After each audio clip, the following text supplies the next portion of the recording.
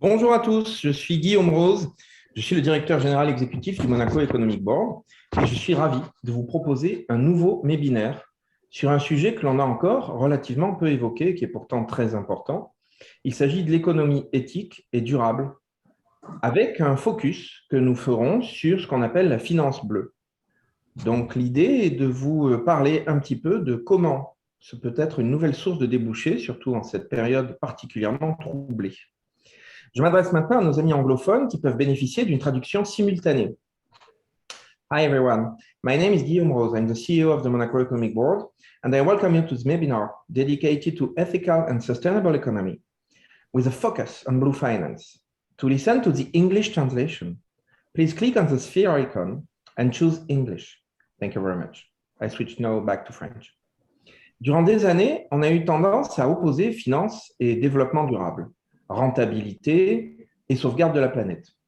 Mais avec la réalité du changement climatique et les risques qui y sont liés, les innovations que cela a suscité, une prise de conscience a peu à peu émergé chez les décideurs, notamment dans le monde de la finance, mais aussi dans le monde de l'entreprise en général, et c'est assez important. Les très récents événements qui ont endeuillé la planète, et notamment l'Europe, montrent que la transformation est de plus en plus urgente.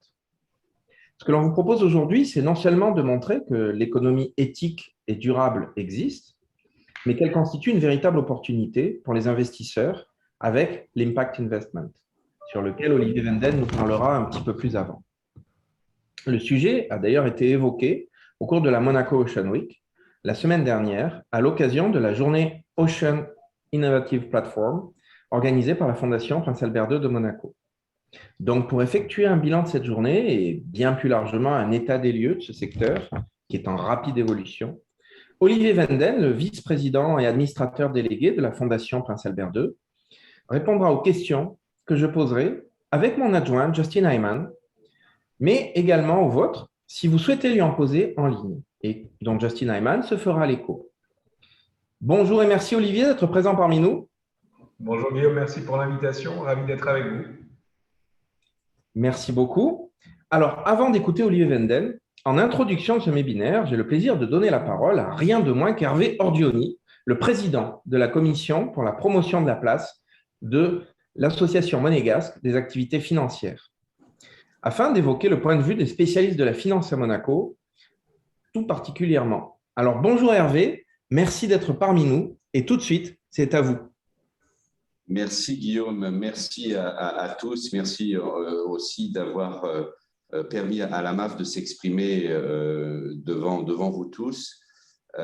J'interviens effectivement dans un cadre qui est très global et je vais essayer de vous dire en quelques minutes, en quelques mots, quel est le positionnement de la place bancaire de la Principauté de Monaco, sans évidemment parler spécifiquement des actions qui peuvent être menées et qui sont déjà menées par l'ensemble de nos sociétaires. Je rappelle rapidement que la MAF regroupe à la fois les banques et à la fois les sociétés de gestion, que les sociétés de gestion sont à peu près 62 aujourd'hui, pour à peu près un peu moins de 30 établissements bancaires. Donc, on voit que le positionnement des sociétés de gestion est important et que ce sont des acteurs qu'il faut prendre en considération et qui ont montré ces derniers mois une implication très forte, effectivement, dans la finance durable. Alors, peut-être juste en quelques mots, qu'est-ce que c'est que la finance durable?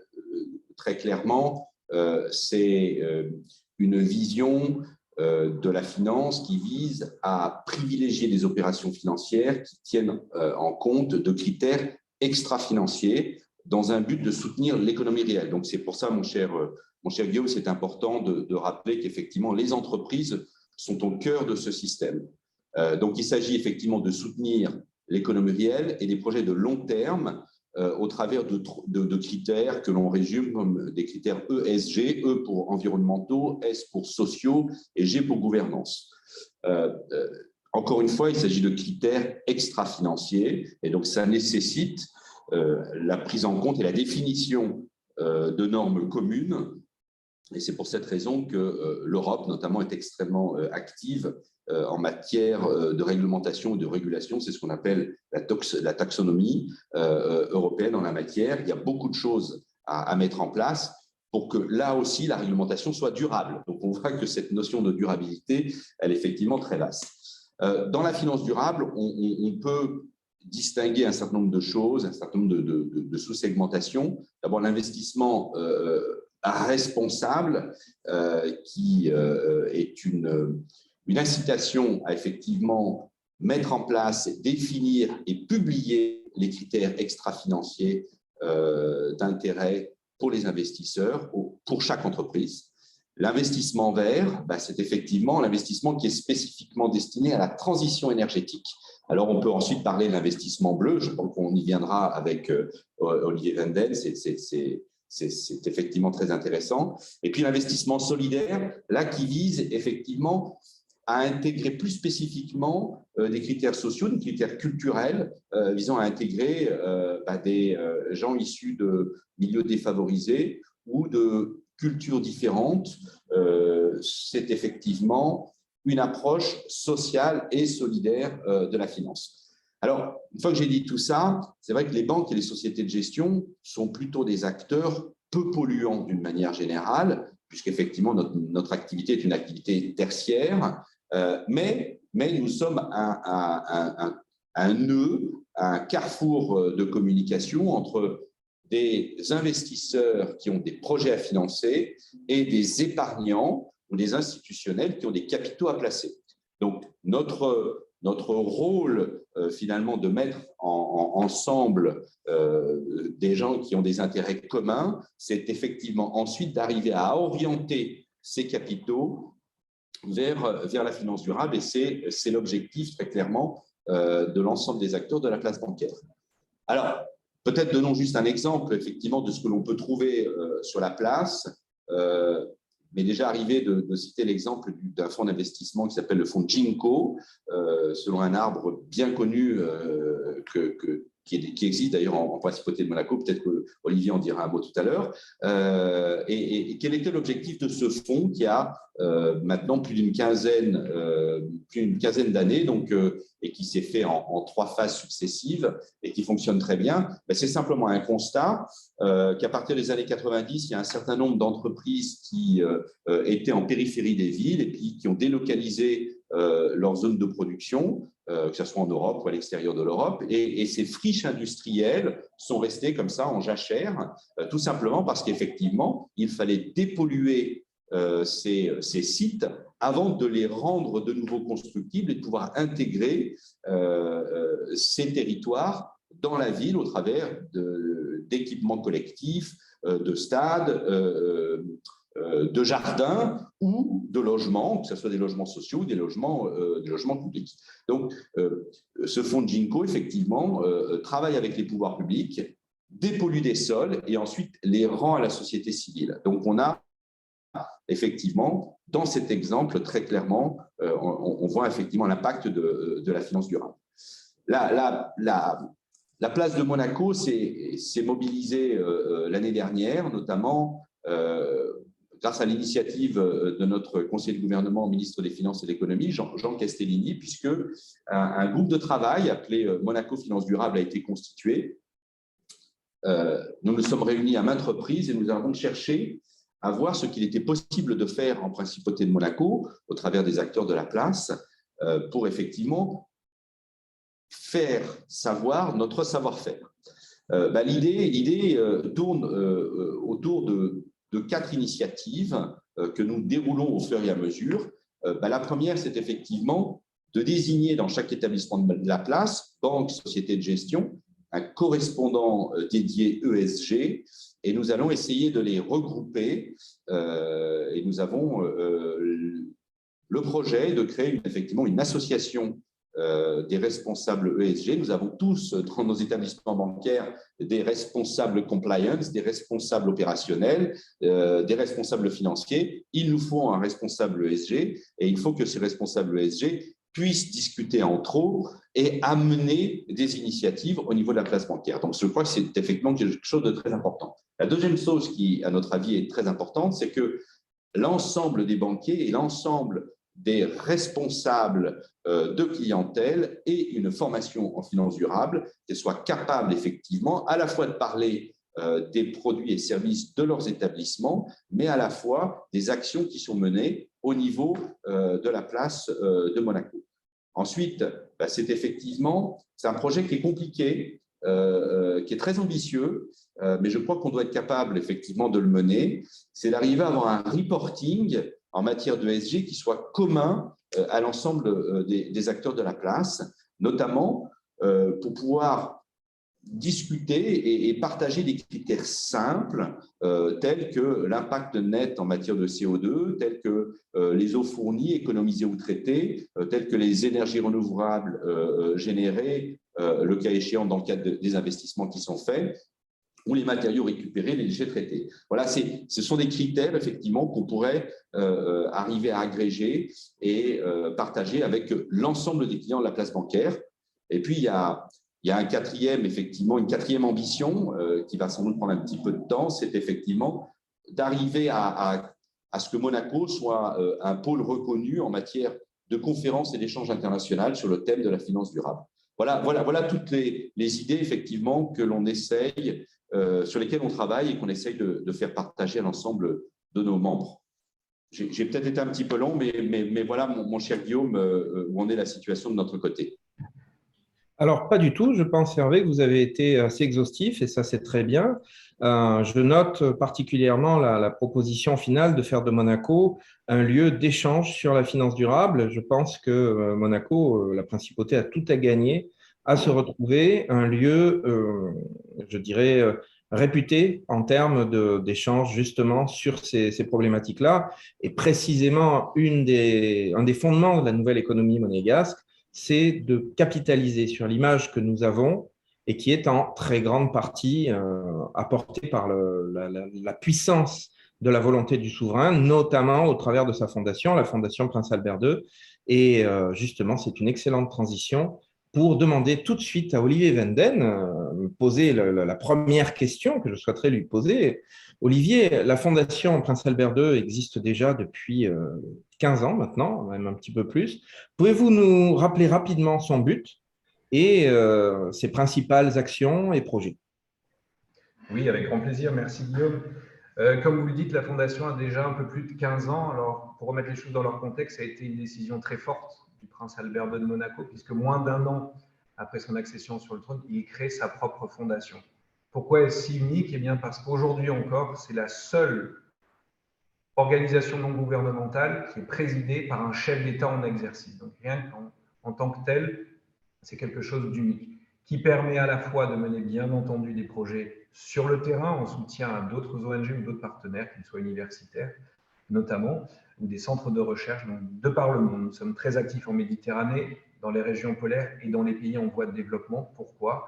Car bien évidemment, ce sont ceux les plus affectés par l'impact du changement climatique, mais aussi les pays qui manquent cruellement de ressources humaines, technologiques et financières pour faire face à ces grands défis. 3 axes prioritaires d'action dans la lettre de mission que le prince a rédigée pour créer sa fondation en 2006. Donc, le changement climatique, avec un gros focus sur l'adaptation et la résilience, j'y reviendrai plus tard, mais aussi la promotion des énergies renouvelables. Un deuxième pilier d'intervention qui est la préservation de la biodiversité sur terre et en mer. Et enfin, et malheureusement les années à venir vont être très difficiles sur ce domaine, la préservation de l'accès à l'eau potable. C'est un grand défi environnemental autant qu'humanitaire. Voilà un petit peu la carte d'identité de la Fondation. En 15 ans, c'est près de 100 projets menés par an, un budget alloué de 90 millions d'euros. Donc on reste une fondation modeste, mais comme je le disais, notre plus-value, c'est d'avoir un président chef d'État en exercice. Donc les projets de terrain nous permettent aux souverains de remonter au plus haut niveau, que ce soit dans le multilatéral ou l'échange bilatéral, les grands défis, les grandes questions et tenter d'influencer pour le bien de notre planète les grandes décisions. Et je dois saluer l'action du souverain, notamment dans la constitution de la mer de Ross, qui est actuellement la mer protégée d'Antarctique la plus vaste. Il y a d'autres défis, bien évidemment. Et Hervé Ordioni le soulignait avec brio ce matin, la plus-value de la principauté, c'est justement de créer des plateformes, de créer des rencontres, de faciliter des échanges. Et je crois que par l'action du souverain et de sa fondation, on y a grandement contribué. Pas plus tard que la semaine dernière, vous aviez l'exemple de la Monaco Ocean Week, qui a réuni quand même 60 événements organisés par des entités locales engagées dans la préservation de l'océan. Donc, je citerai l'Institut océanographique, le Yacht Club, le Centre scientifique de Monaco, le gouvernement, bien entendu, mais aussi nos partenaires internationaux de l'UNESCO, la COI notamment, en passant par des organisations privées. Et donc, c'est là tout l'intérêt de ces 60 événements, 1000 personnes en principauté réunies autour de cette question de l'océan mondial, qui en soi un progrès dans l'appellation, puisqu'on parlait souvent des mers et des océans. Et le Prince, le gouvernement et la Fondation ont notamment contribué amplement en 10 ans à faire de l'océan un sujet de discussion internationale et à mieux faire comprendre à tous les acteurs, donc les décideurs politiques, les décideurs économiques et aussi la société civile, eh bien que le problème climatique ne pourra jamais être résolu si on ne résout pas en parallèle le problème ou les problèmes qui affectent les océans. Il y a une réelle interaction entre l'océan et le climat, chose qui était méconnue totalement, ou en tout cas non il y a encore 10 ans. Et fort heureusement, depuis 5 ans, les choses changent. Et je crois que le plus grand succès pour la principauté et le prince auront été deux choses. Un, qu'il y ait un objectif de développement durable de l'ONU dédié à l'océan, ce qui n'était pas une chose acquise. Et deuxièmement, que l'accord de Paris, donc la fameuse COP 21, intègre dans son préambule la notion de relation océan-climat. Donc voilà le contexte de notre action récente. Et la Monaco Ocean Week, pour répondre plus précisément, on va dire, à la thématique de ce matin, aura été une preuve de plus que Monaco est tout à fait à sa place pour fédérer l'ensemble de ces acteurs, qu'ils soient encore une fois décideurs politiques, scientifiques, parce qu'on a besoin d'éléments tangibles pour mener cette action, entrepreneurs et investisseurs, pour répondre à la fois aux enjeux environnementaux, mais surtout, et je crois que c'est la plus belle carte qui nous reste à jouer, eh bien, aux enjeux et au potentiel, aux opportunités de l'économie bleue. Alors, tout à fait, Olivier, c'est là que ça nous amène à rebondir sur la question suivante qui est: quelle est votre vision sur le rôle de l'entreprise dans un monde plus durable et plus respectueux de son environnement? Alors, si vous me permettez, Guillaume, juste peut-être quelques chiffres. Hervé nous en a épargné ce matin, mais je crois qu'ils parlent d'eux-mêmes.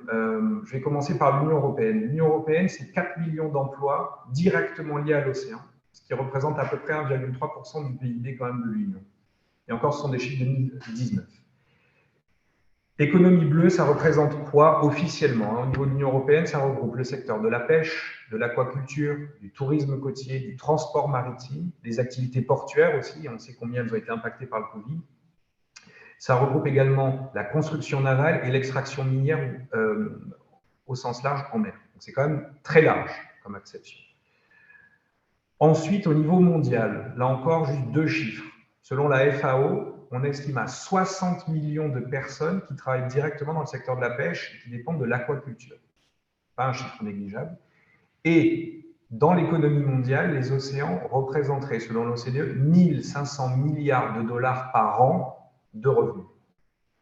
Donc il y a déjà une réalité économique bien présente, je pense largement sous-estimée, mais là encore, depuis quelques temps, moins de 5 ans, il y a une appétence, et en tout cas, on ouvre les yeux sur tout ce potentiel qui existe dans l'océan mondial. Donc j'aimerais juste me concentrer ce matin sur la finance bleue, l'économie bleue. Vous connaissez peut-être tous un peu mieux, en tout cas de nom, la sémantique sur l'économie verte, mais au final, on parle bien de la même chose.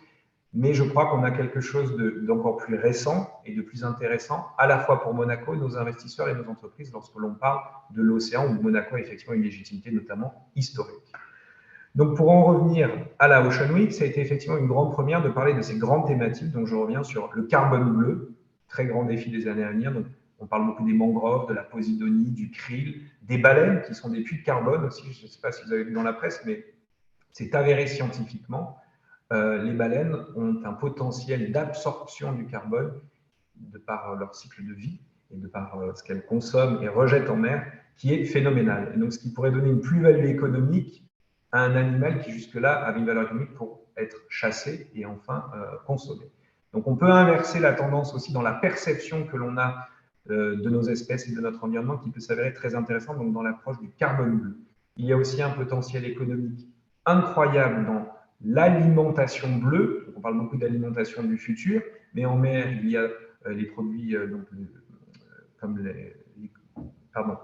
les produits de la mer. Donc on a les perles de Monaco qui en sont un témoignage direct et local, mais les produits issus de l'océan peuvent représenter à la fois une évolution intéressante économiquement parlant pour l'alimentation humaine, mais surtout animale. Il y a aussi le problème de la résilience côtière. Donc là, on en vient à l'adaptation. Il y a malheureusement des zones très importantes de la planète qui sont d'ores et déjà affectées par la hausse du niveau des mers. Le phénomène ne va que s'accélérer dans les prochaines années. Vous avez certainement entendu parler des petits États insulaires du Pacifique, notamment Palaos, mais aussi les Maldives, qui vont être submergés d'ici la fin du siècle. Et donc, des déplacements de population sont à attendre et des mesures d'adaptation seront prévues bien plus près de nous. Les Landes, en France, vont disparaître au tiers. Miami Beach s'apprête à construire un mur. Là encore, des articles qui parlent des investissements envisagés par les mairies. Selon les États, ça peut être les régions ou les États eux-mêmes comme aux États-Unis. Mais construire des murs, construire des digues, quel effet cela aura? Il y a des problèmes d'assurance, de réassurance qui voient le jour. Il devient de plus en plus compliqué d'assurer certaines zones côtières et pourtant, plus de 60% de la population mondiale vit à moins de 80 km d'une côte. Je ne parle pas là encore des zones bien plus basses, à moins de 2 mètres d'altitude. Bangladesh, le delta du Nil, des projections de l'IPCC, du GIEC, démontrent que si l'on continue nos émissions carbonées au rythme actuel, c'est-à-dire on s'orienterait vers un trend d'augmentation des températures de l'ordre de 2,5 à 3 degrés et non pas 1,5, le delta du Nil serait submergé par la Méditerranée jusqu'au Caire. Donc, il n'y aurait plus Alexandrie notamment, mais l'ensemble du delta qui a un rôle majeur à jouer dans la politique agraire, non seulement de l'Égypte, mais de la Méditerranée dans son entier, serait submergé. Donc, on n'est pas à l'autre bout du monde, là je vous parle de la Méditerranée, à une échéance milieu du siècle, fin du siècle, selon notre capacité à réduire nos émissions. Donc voilà, là encore, il y a aussi le thème de l'aquaculture régénérative et évidemment tout l'enjeu de la captation du CO2 dans l'air et en mer et puis de la problématique des pollutions, notamment plastiques, qui offrent des opportunités d'emploi, de nouveaux marchés absolument saisissantes pour toute entreprise qui s'y attelle ou qui arriverait à industrialiser des solutions qui existent aujourd'hui. Donc, dans ce contexte-là, et pour répondre aussi aux enjeux mentionnés par Hervé, je crois que Monaco, et la Fondation y a participé en créant la Ocean Innovators Platform, a un rôle clé à jouer pour renforcer en qualité et en volume les interactions entre les entrepreneurs. Et je peux vous dire qu'il existe des milliers de solutions à travers le monde pour répondre à l'ensemble de ces secteurs qui ont un fort potentiel de développement que je viens de citer. On a signé la semaine passée avec Bertrand Piccard et la Fondation Solar Impulse un accord justement de partenariat. Il a labellisé scientifiquement 1400 solutions pour la planète déjà, dans lesquelles il y a 60% qui affectent l'océan, donc l'économie bleue directement, donc des solutions valables. Et là encore, c'était tout l'enjeu de notre plateforme. Nous n'étions pas à l'époque du concept note qui venait démarcher un investisseur, un seed investor au démarrage. Non, c'était intégralement une journée consacrée à des entreprises qui sont up and running, comme on dit en anglais, donc des entreprises qui fonctionnent, qui ont le capital, qui sont en plein essor et dont il ne manque plus qu'à se saisir en tant qu'investisseur ou entrepreneur. Le potentiel est là et sur l'ensemble des secteurs. Donc là, oui, nous allons, et le succès de la semaine passée en témoigne, nous allons renforcer tout au cours de l'année les rencontres au niveau multilatéral, lors de rencontres onusiennes notamment. Il y a la conférence sur l'océan justement de Lisbonne fin juin. Ce sera l'occasion, là encore, de mettre dans une même pièce des scientifiques, des entrepreneurs et des investisseurs pour faciliter tout simplement la mise en œuvre de ces solutions qui existent. Voilà.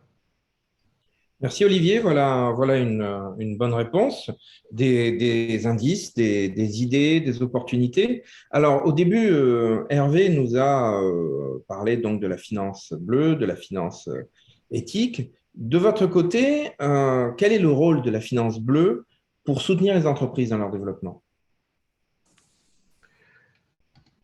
C'est pour moi ou pour Hervé, pardon? Oh, ce sera pour Olivier. Pour lui. OK. Alors, là, j'en reviens tout simplement à une question de concept qui était évoqué dès le début. Effectivement, je vous dis, jusqu'à il y a au moins 5 ans maximum, on opposait systématiquement l'environnement à l'économie réelle. Je ne sais pas pourquoi, alors ça allait, tant mieux pour les entreprises, mais il y avait toutes ces externalités négatives qui n'ont jamais été intégrées dans le prix d'un produit, par exemple. Simplement, votre téléphone portable, notre téléphone portable, il a un prix d'achat qui n'intègre absolument pas le cycle de vie du produit. Donc la réalisation des batteries, les métaux rares qu'il faut extraire, et puis le recyclage qui lui incombe. Je vais citer juste Bertrand Piccard parce que je trouve que sa formule est extrêmement pertinente et le grand public peut aisément la comprendre. Il nous parlait en nous disant « soyons logiques autant qu'écologiques ». Et je crois que c'est là tout l'enjeu pour Finance Bleue et Économie Réelle de se retrouver autour des données, encore une fois, tangibles et avérées que la science pourra proposer. Il y a un danger aujourd'hui, vous en avez peut-être entendu parler, c'est les technologies qui seraient mises au service de l'environnement, notamment pour envoyer les rayonnements solaires dans l'espace et ainsi limiter de manière technologique la hausse des températures sur Terre. Là, il y a des grands dangers que la science met clairement en avant, donc ça peut faire fausse route. Donc je crois que ce dialogue permanent entre la science, l'entreprise et les financiers, les investisseurs, qu'il faut encourager. La finance bleue, c'est beaucoup d'argent en jeu. Hervé le soulignait tout à l'heure. Il y a beaucoup d'argent disponible aujourd'hui, que ce soit des épargnants privés, que ce soit les établissements bancaires, au niveau même des États. Le Green Deal européen, le plan de relance américain compte beaucoup justement sur les opportunités d'emploi et de marché offertes par ce qui est bleu ou vert, sans discrimination. Cependant, il y a quand même deux choses qui ont l'air de voir le jour. Il y a un problème de crédibilité et d'accès aux connaissances. Avant d'investir, bien évidemment, vous voulez être sûr que ce soit à la fois scientifiquement viable, qu'il y ait un business plan qui tienne la route, qu'il y ait un réel marché. Donc, de ce que l'on perçoit auprès de nos partenaires, il y a ce problème de crédibilité au niveau des financiers. Et à l'inverse, au niveau des entreprises, bien souvent, on vous dit alors oui, ma société fonctionne, mais je n'arrive pas à passer à l'étape industrielle, faute parfois de financement, mais souvent d'accès au marché. Donc là, il y a un problème aussi de connaissance. Et puis, ça a été évoqué la semaine dernière, il y a aussi quand même ce côté rassurant, c'est-à-dire le financier, l'investisseur va souvent vers ce qu'il connaît bien. Et je dois avouer que c'est un secteur qui est en pleine naissance et qui est assez balbutiant. Donc il y a un travail de pédagogie, de communication à opérer et on est tout à fait à la disposition auprès, et on fait déjà de nombreux établissements partenaires de la MAF pour renforcer au moins au niveau de la place et si possible à l'international cet accès au marché et à la connaissance.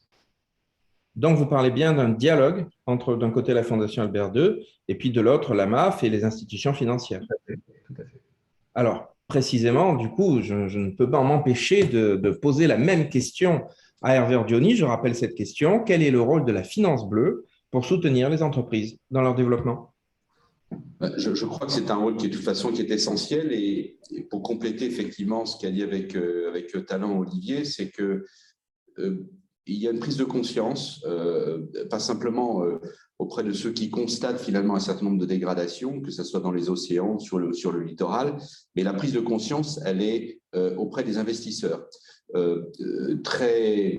Encore très récemment, je parlais d'il y a 2 ans, il y a un certain nombre d'épargnants qu'on essayait de sensibiliser, qui nous disaient « mais moi, si je veux faire le bien, je vais à l'église ou je donne à la Croix-Rouge ». L'un n'empêche pas l'autre d'ailleurs. Je les incite toujours effectivement à respecter les préceptes de leur religion et à donner à la Croix-Rouge, surtout en ces temps un peu compliqués. Mais très clairement, il y a une manière effectivement d'orienter ses économies, sa fortune personnelle sur des projets qui sont capables aujourd'hui parfaitement de concilier une rentabilité économique et les résultats financiers.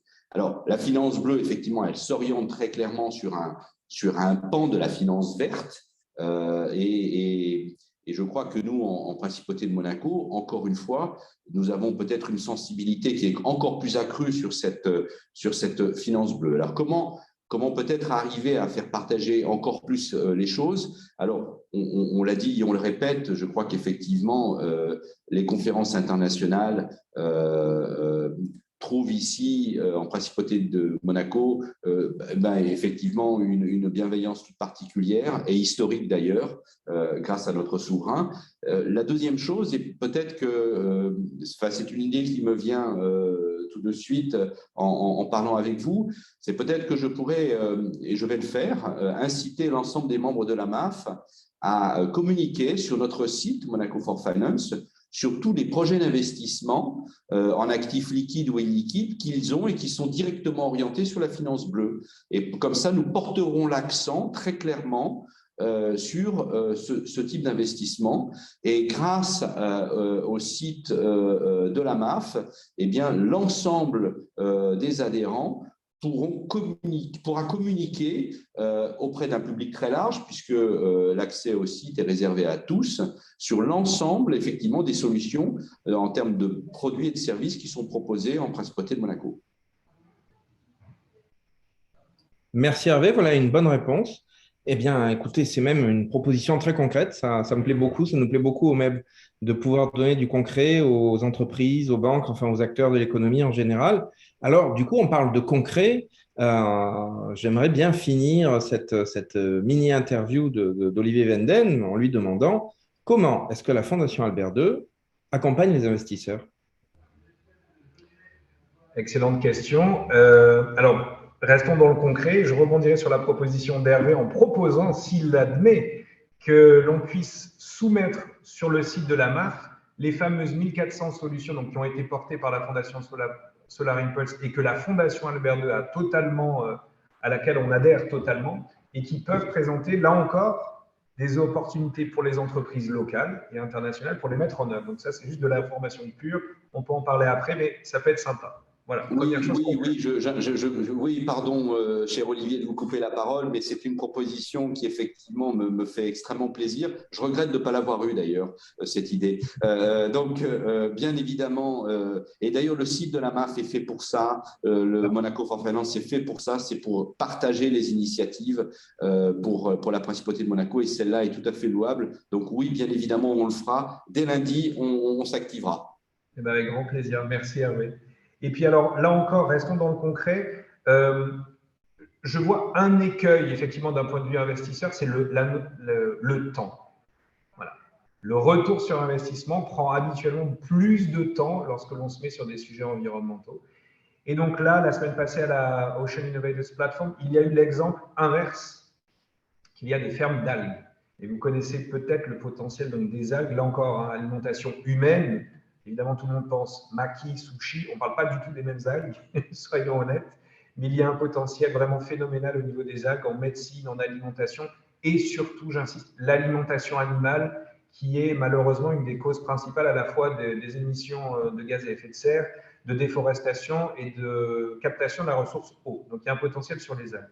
Et justement, il y a une entreprise qui est venue nous présenter la semaine dernière des projets donc de fermes flottantes océan, mer, là où vous voulez, c'est très facile à déployer, avec une régénération donc, de la zone et une pousse d'algues sous 3 à 6 mois selon la zone dans le monde où vous la mettez en place. Donc, là, vous avez un retour direct d'investissement en 6 mois. Donc là, je pense qu'on est réellement dans un temps court qui peut intéresser encore davantage d'investisseurs. Parenthèse fermée, donc pour répondre directement, Guillaume, à votre question, donc oui, je crois que le rôle fondamental que l'on va renforcer, en fait, puisqu'on le tenait déjà, c'est bien ce rôle de hub. Monaco est un hub béni qui plaît aux investisseurs, qui intéresse les entreprises, qui intéresse les décideurs et les scientifiques. C'est parmi les conclusions de la semaine passée, et je vous dis, on a beaucoup échangé avec toutes ces personnalités-là. on n'a pas de compétition réellement, parce que même lorsque vous êtes en réunion dans les grandes capitales de ce monde, il n'y a pas le même état d'esprit, il n'y a pas la même facilité de rencontrer toutes ces personnes dans un lieu agréable. Et même on nous donnait l'argument de tout se fait à pied à Monaco, ce qui baisse le niveau de stress de ces personnes qui sont de facto plus disposées et ouvertes à l'échange. Et je dois dire, la plupart nous font remarquer également qu'il y a une économie financière à venir à Monaco, puisqu'on leur propose sous 4 à 5 jours de rencontrer les experts du domaine qui les concerne, qui sont des personnalités qu'il leur faudrait des mois à rencontrer compte tenu de leurs agendas respectifs, et puis beaucoup de voyages, New York, l'Asie. Alors que là, tout le monde était présent en principauté. Donc, il faut capitaliser incontestablement sur nos forces, et Monaco Hub d'investissement, hub scientifique, hub d'entreprise au minimum en ce qui concerne les océans, là où on a vraiment une crédibilité internationale remarquée et remarquable, ça, c'est notre mission principale pour les mois et les années à venir. Et enfin, et j'en terminerai là, on n'a pas évoqué, mais résilience, adaptation sont souvent deux termes là encore opposés, qu'il faut réunir. Et il y a de magnifiques projets aujourd'hui économiquement viables qui permettent justement de régénérer nos écosystèmes tout en générant beaucoup de profits. Et donc là, j'ai un exemple concret, là encore une entreprise qui est japonaise, qui a vraiment une vocation purement commerciale. On n'est pas du tout dans la philanthropie ou la charité, qui en fait va récupérer et arrive à identifier grâce à l'intelligence artificielle des oursins en train de mourir, qui les sortent de l'eau, qui les mettent en nurserie et qui les font revivre, en fait, qui les rechargent en nutriments et les font grandir en nurserie pour être vendus à un prix très fort, puisqu'il y a un marché colossal de l'oursin au Japon, en Russie, aux États-Unis et en Europe.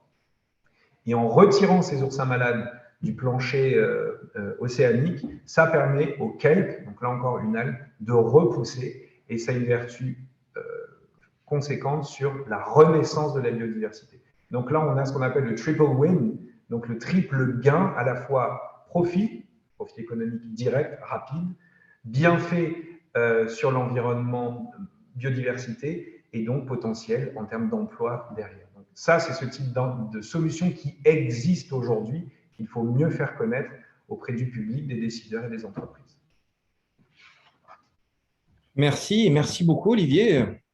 C'est une réponse très concrète. C'est quelque chose que nous apprécions. Nous apprécions aussi ici au MEB le dialogue entre Hervé Ordioni et vous-même. Alors, je vais tout de suite laisser la place à mon adjoint qui a reçu des questions du public et qui va vous les poser à tous les deux. Justin Hyman, s'il vous plaît. Oui, merci Guillaume, merci à Hervé et Olivier pour ces brillantes interventions. Nous avons en effet reçu plusieurs questions en amont et en direct. La toute première pour Hervé, est-ce que vous pouvez me répondre sur la question « Comment Monaco peut-il se positionner sur la Blue Economy » justement? C'est une bonne question. Je crois qu'on peut avoir différentes manières de faire connaître effectivement notre implication. La première, c'est de répertorier l'ensemble des prestations de services et des produits que nos membres proposent pour l'ensemble des investisseurs. Déjà, c'est la première chose.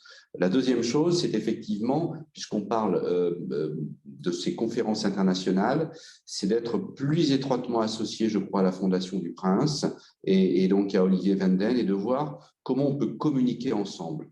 En tous les cas, je vois sur ces deux axes. Le troisième, si on doit ne parler que de communication, c'est vrai que c'est un chantier sur lequel on travaille beaucoup, qui est la communication au travers de notre site et au travers des réseaux sociaux. Donc, je crois que, voilà, encore une fois, il y a un savoir-faire. Il faut travailler sur notre faire savoir, il faut faire savoir aussi, et puis partager avec l'ensemble des acteurs de Monaco, dont la fondation, représentée par Olivier Viandel aujourd'hui, parce qu'il y a très clairement beaucoup d'acteurs qui sont impliqués depuis très longtemps. En regroupant toutes ces forces, on doit être capable d'avoir une voix qui est encore plus puissante. Merci beaucoup, Hervé. Une seconde question pour Olivier concernant les Ocean Innovators Platform. Un internaute souhaiterait savoir quels sont justement ces prochains développements. Alors, bon, on vient de clore il y a une semaine, jour pour jour, quasiment la Ocean Innovators Platform, qui a effectivement connu un succès immédiat et là encore simple. Monaco, plateforme idéale pour tout ce monde-là. Il existe de nombreuses plateformes de rencontres, de démonstrations, il y a plus des salons, on va dire, sur les green tech. Et je citerai, parce que je respecte beaucoup ce qui a été fait par un de nos résidents, Nico Rosberg, qui a développé le Green Tech Festival à Berlin et aujourd'hui à Londres. Mais voilà, les investisseurs en particulier disent il n'y a pas de focus particulier sur l'océan. Ça n'existait pas dans le monde, donc on a pris ce créneau-là. On a eu la chance donc, de développer cette journée avec la Solar Impulse Foundation, avec Barclays Private Bank, avec Climate Tech et Friends of Ocean Action et Uplink, qui sont deux entités liées au World Economic Forum. Et puis la Sustainable Ocean Alliance. Donc déjà, c'était de construire cela avec les bons partenaires. Bons partenaires qui ont pu identifier, sélectionner avec rigueur et une rigueur scientifique les entreprises qui proposent des technologies, des solutions qui fonctionnent. Voilà. Donc là, on a été incontestable sur la qualité des participants, la qualité des orateurs et des panélistes et la qualité de ce que l'on proposait. Donc je crois que dans les prochains développements, il y a premièrement l'envie, le besoin de créer une communauté internationale, donc que ces personnes-là, ces experts-là puissent poursuivre les échanges et poursuivre leur relation business. Là, on est vraiment dans une approche qui est fondamentalement tournée économie. On veut signer des contrats, on veut mettre en œuvre ces solutions et pas poursuivre juste un échange sympathique autour d'une table ronde. Pour ce faire, on va inviter la plupart de ces participants, selon les thématiques, lors de nos participations en tant que fondation à des rencontres organisées par des organisations internationales. Je citais la conférence des Nations Unies sur l'océan à Lisbonne, l'objectif de développement 14. Ce sera une première occasion de se retrouver, là encore, sur la finance bleue, l'économie bleue. Il y a les rencontres donc, de l'ONU en septembre, il y a les COP, celle d'Égypte sera très attendue, et là, tous ces participants s'y retrouvent, il faut donc les fédérer autour d'un engagement commun. Et à l'inverse, il y a un domaine pour lequel la Fondation était un peu plus en retrait, ce sont les grandes rencontres internationales économiques et financières, où là, il y aurait un intérêt, je pense, mais à creuser avec M. Ordioni, bien sûr, d'intégrer notre savoir-faire plutôt côté scientifique et décideur, c'est-à-dire d'inclure, de rompre en fait ces silos. En un mot, je dirais ça, c'est de continuer notre travail pour rompre les silos de pensée habituels et les silos de travail habituels où il y avait un monde scientifique qui ne voulait pas trop parler, parce que souvent on ne parle pas le même langage avec des businessmen ou des investisseurs. C'est vrai qu'il y a ce problème de traduction. Comment se parler, on n'a pas le même rythme, le même temps, les mêmes attentes et les mêmes besoins. Il y a cette notion aussi de réalité quotidienne. Un scientifique va certainement pouvoir vous dire aisément mais il ne faut absolument pas produire de plastique, il faut arrêter ça. Très bien, mais dans la vie d'une entreprise, ce n'est pas si simple. Beaucoup s'y mettent, réfléchissent, mais il n'y a pas de solution immédiate. Donc, il faut aussi faciliter un dialogue réaliste entre ces mondes-là. Donc, l'OIP, voilà, c'est ça. Ça va être renforcer le hub monégasque. Bien entendu, il y aura nécessairement une prochaine édition qui devrait être un peu plus importante parce qu'elle a été déjà intéressante. On réfléchit aussi à la possibilité d'adjoindre des démonstrations, donc de pouvoir expérimenter en temps réel des solutions pratiques. On l'avait fait l'année dernière avec quelque chose de très concret, là encore, un filtre à nanoparticules plastiques. Vous le savez peut-être, mais la France a été précurseur en la matière. 2023, toutes les machines à laver le linge, en l'occurrence, devront être équipées de ce type de filtre qui empêche, alors là c'est une solution radicale, il n'y aura plus de nanoparticules rejetées lors de vos lavages en mer, puisqu'en fait, malheureusement, la plupart de nos habits, nos vêtements, comportent ce type de nanoparticules plastiques et on ne le sait pas nécessairement, mais on pollue donc tous les jours. Sans compter qu'on ingère l'équivalent d'une carte de crédit par semaine de plastique, 30 grammes de plastique par semaine, sans même s'en rendre compte. Voilà. Donc, on va poursuivre, c'est surtout du dialogue, de la constitution de plateformes et encore d'aller chercher les solutions qui peuvent fonctionner pour les promouvoir auprès de notre réseau d'investisseurs également. Et pardon, j'ai oublié de le citer, mais on a un très bel exemple en principauté. Là encore, grâce au gouvernement princier, une part du fonds souverain va être investie dans des startups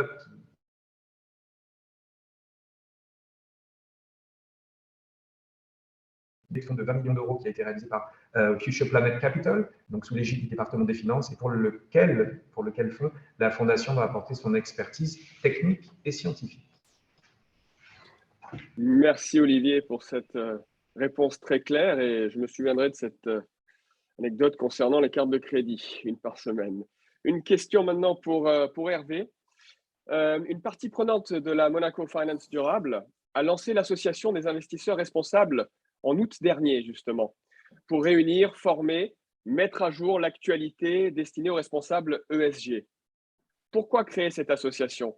Monaco n'a-t-il pas besoin de cohésion en termes de finances durables? C'est précisément parce que Monaco a besoin de cohésion qu'il y a une nécessité de créer une association. Je rappelle que la MAF a été, au cours des différentes décennies, fondateur d'un certain nombre d'associations ou d'organismes économiques visant à… Là, encore une fois, je prends la terminologie de hub. Le MEB, d'ailleurs, en fait partie, puisque la MAF compte parmi les membres fondateurs du Monaco Economic Board. De la même manière, nous sommes membres fondateurs de l'AMCO, l'association monégasque des compliance officers, et très clairement, effectivement, en relation avec nos régulateurs, parce qu'ils sont évidemment essentiels autour de ces discussions. Donc, je pense à la CCAF. Il faudra effectivement que l'on se mette en ordre de marche. Voilà, et à partir de là, effectivement, nous pourrons avoir une parole officielle et reconnue.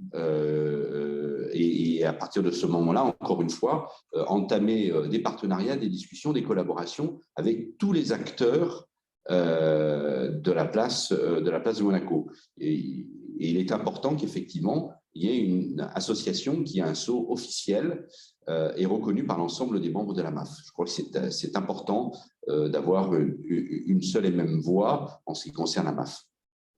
Donc, en fait, une étape cohérente et logique de créer cette association. Tout à fait. Parfait, merci. Et puis, encore une fois, les domaines d'intervention, ils sont vastes, ils sont importants. C'est important que tous les membres de la MAF soient capables de mettre en commun leurs idées et leurs produits. Je pars du principe qu'à ce moment-là, il en sortira des choses encore plus grandes et qui seront au bénéfice de la principauté de Monaco. Ça, c'est très clair. Merci, Hervé, pour cette réponse très claire également. Une dernière question, car le temps nous est compté. Pour Olivier, vous citez M. Picard plusieurs fois. Il y a donc des solutions logiques de surcroît. Et donc, des opportunités non seulement existent, mais elles sont rentables.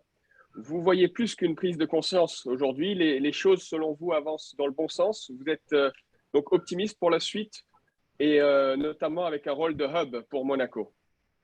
Alors, très clairement, et sans scier, je vous dis, on reste optimiste. Sinon, on aurait déjà fermé les bureaux, on serait tous partis en famille dans un bunker. Donc, non, il faut rester optimiste. Les choses bougent, mais elles bougent récemment. Le problème, il est là, c'est que la fenêtre de tir, la fenêtre d'action se restreint année et mois après mois.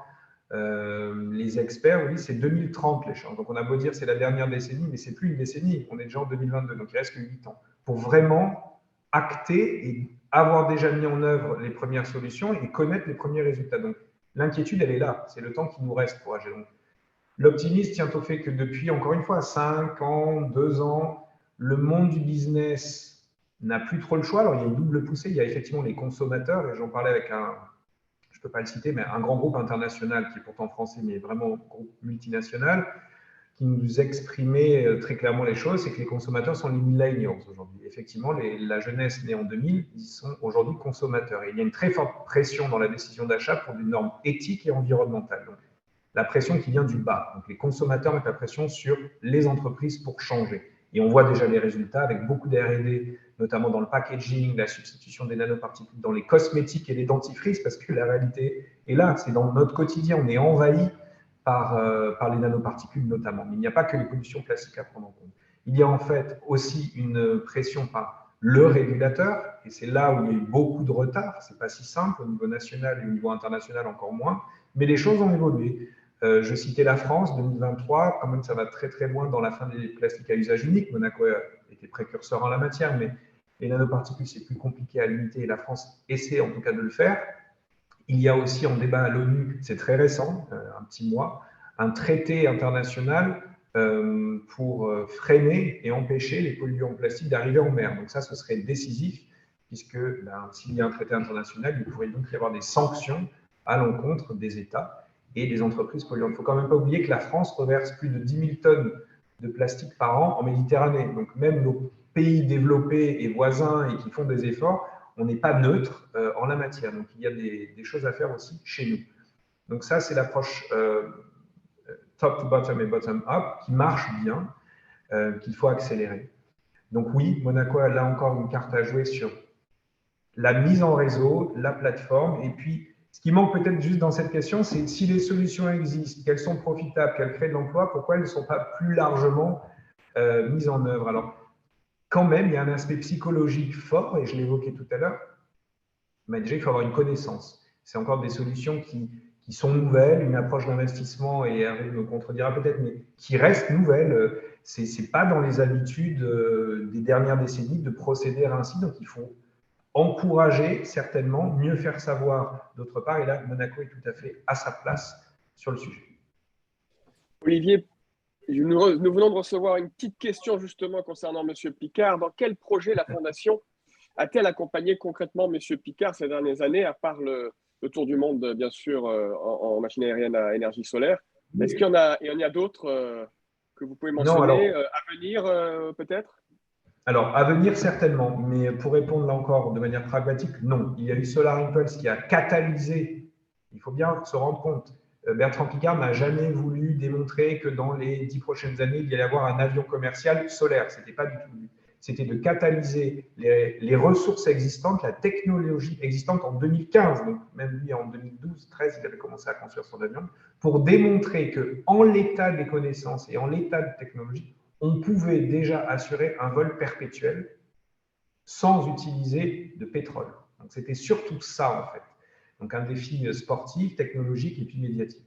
Donc, ça, c'était l'enjeu. Et puis, il lui a quand même fallu 4 ans pour aller labelliser 1400 solutions. Donc, il y avait vraiment un travail, et tant mieux que ça lui ait pris 4 ans, parce qu'il y a eu vraiment un effort de vérification, un process scientifique et d'expertise pour s'assurer que les labels étaient accordés à des entreprises réellement impactantes positivement sur l'environnement, parce qu'il y a parfois de fausses bonnes idées. Donc, oui, aujourd'hui, en signant l'accord, donc c'était mercredi dernier, avec la Fondation Solar Impulse, maintenant, notre proposition immédiate, c'est de s'y associer pour avoir un effet de levier, au minimum dans la promotion de celle-ci auprès du grand public, des décideurs et des entreprises, et au mieux, ce sera peut-être de les accompagner plus directement. Il y a notamment une grande fierté à avoir à Monaco, puisqu'il y a une start-up monégasque, Flexi, c'est un jeune monégasque qui a lancé cette entreprise avec un copartenaire. Elle est incubée actuellement à Imperial College et c'est un substitut total aux emballages plastiques qui peut être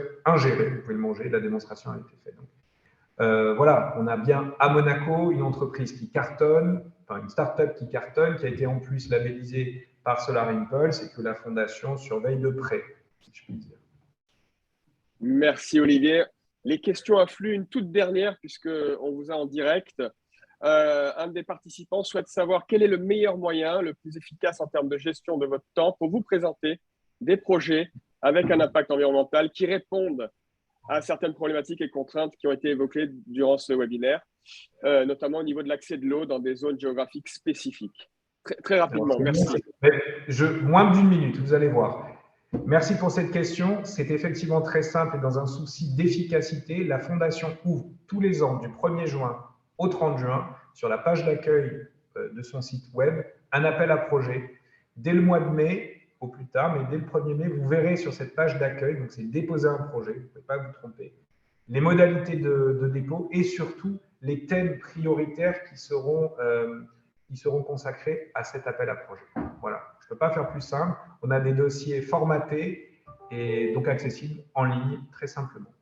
C'est parfait. Merci encore à Olivier et à Hervé pour ces réponses précises et claires. Merci. C'est à toi, Guillaume. Merci beaucoup, Justin.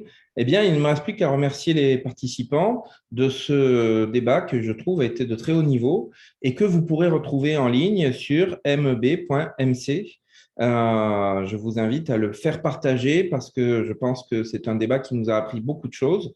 donc des choses terrifiantes, comme le fait que nous mangions une carte de crédit par semaine, mais aussi des choses qui sont pleines d'espoir, comme cette nurserie à Oursin, qui est tout à fait applicable à Monaco. Donc, je pense qu'il y a vraiment beaucoup de choses à réfléchir, à méditer, aussi bien en termes de finances qu'en termes d'entreprise, de business, et puis aussi en termes humains au quotidien. Alors, merci à tous. Merci beaucoup, Hervé Ordioni. Merci beaucoup, Olivier Venden. Et on se retrouve très vite pour un nouveau webinaire. À bientôt.